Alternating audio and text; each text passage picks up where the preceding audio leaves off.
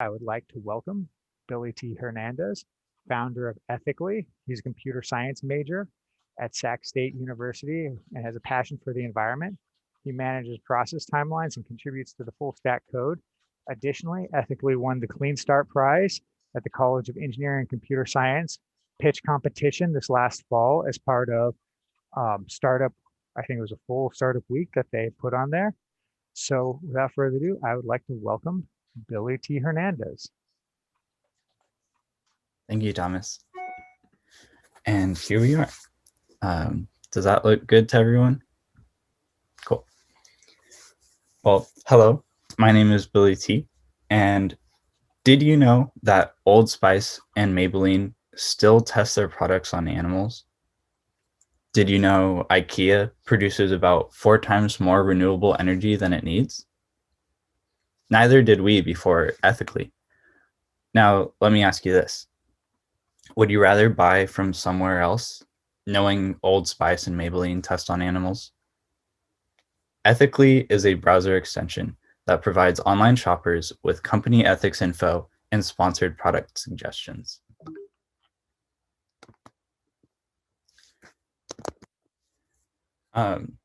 The thing is, people want to shop from companies that align with their values, but it's too hard to shop ethically with the time and resources people have at their disposal. There's no way you can manually research the ethics of every single product you buy.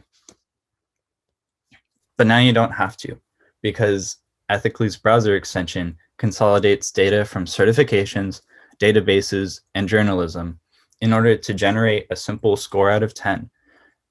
It also provides sponsored product alternatives so that you don't have to go searching for a more ethical product. What this looks like in action is, say you're shopping, want to buy some coffee online, and you come to this store, Mean Bean Cafe, and you open Ethicli's extension and see that they have a pretty low score. And you also see that there is a higher scoring company that sells the same product. So you can click on that and be taken to buy the same product from a more ethical company. And if you want to know more about that company, you can also click the View Details button and be taken to a page with a more in-depth breakdown that also links to sources we use to generate the score. So how do we produce those scores? Like I said, we use a combination of public data sets, journalism, and we use those in 2 different ways. The main way is we have an algorithm that takes those public data sets and uses them to generate a score. And that algorithm is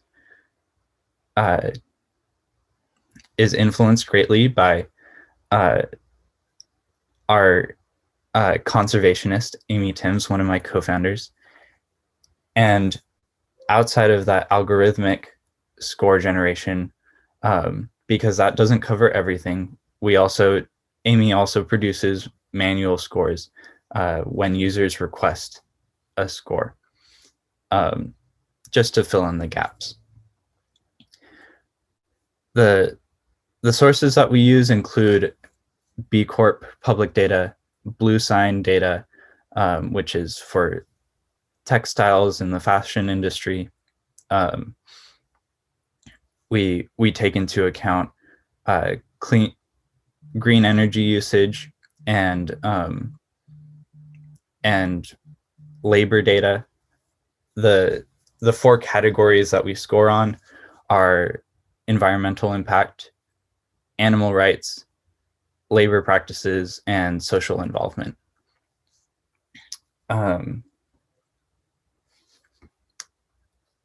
And the criteria that we use when we're deciding what is ethical behavior and what is not for a company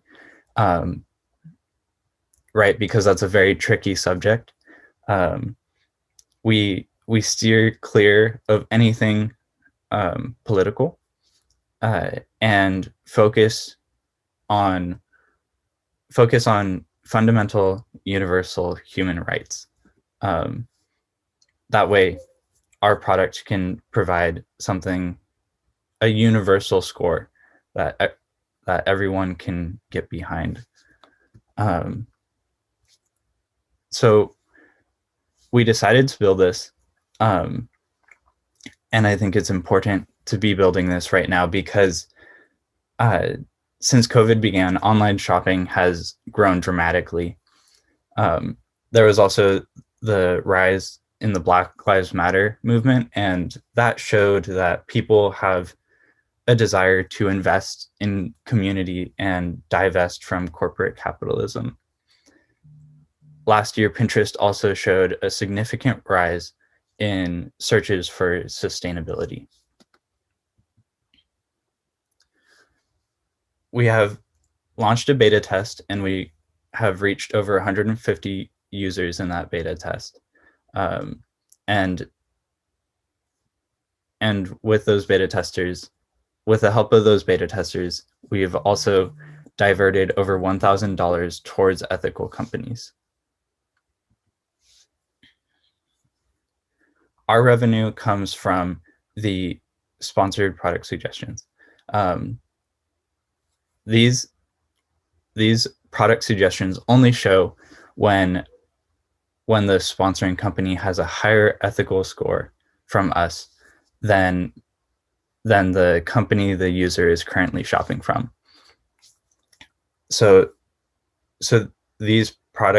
our revenue model was built and designed to promote ethics before profits,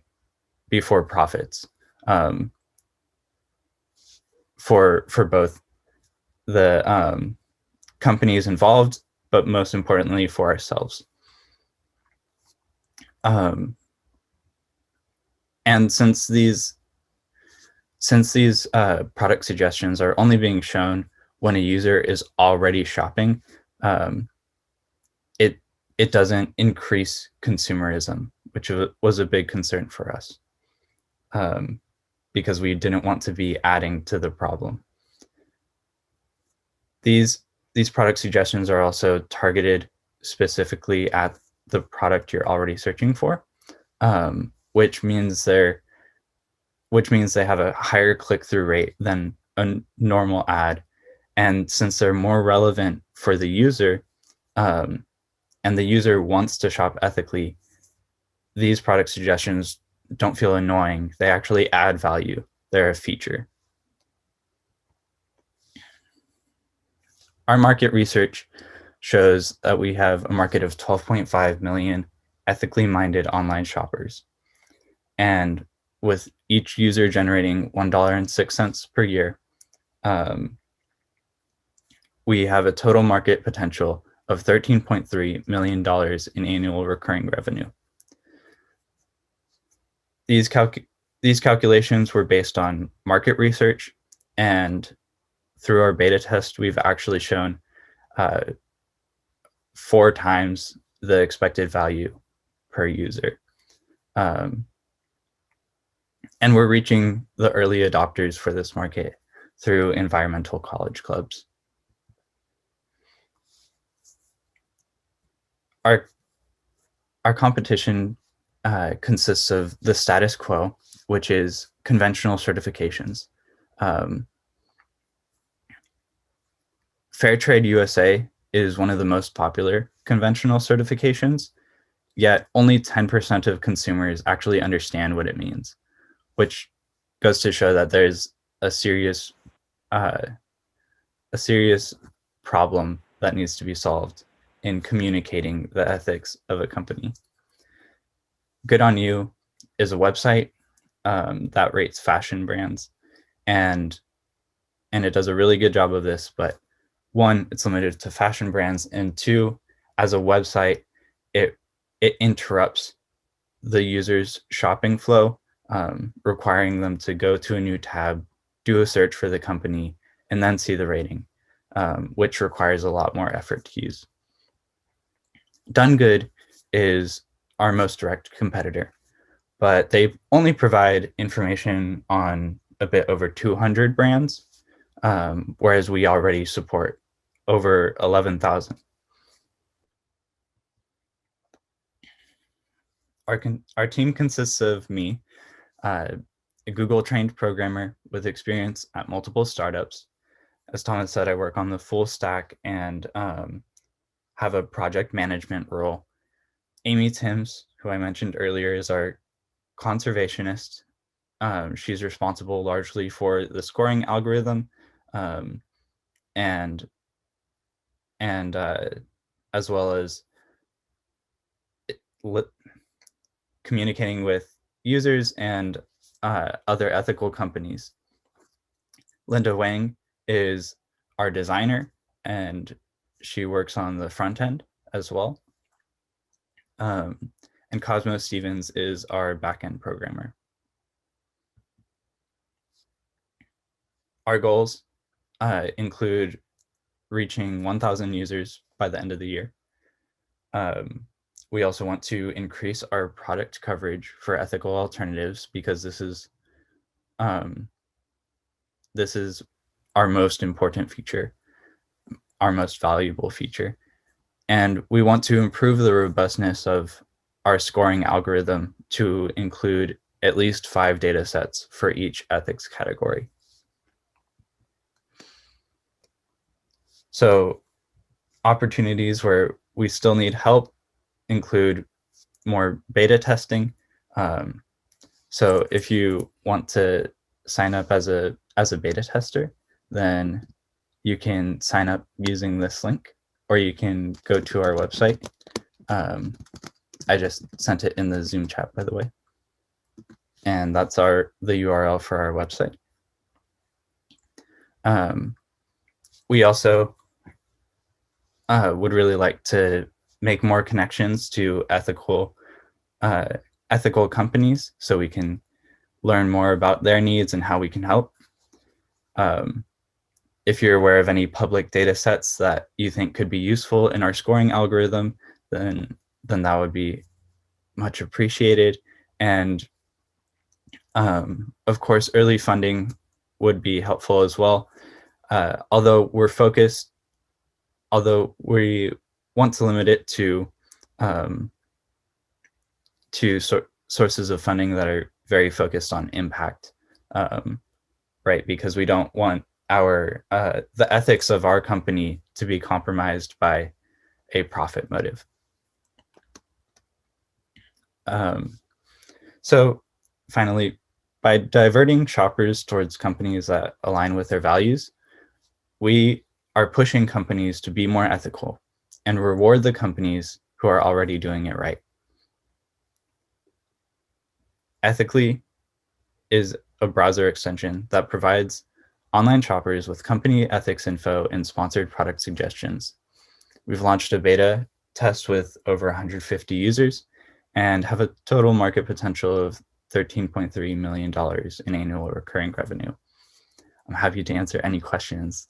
Let's get talking. Thank you.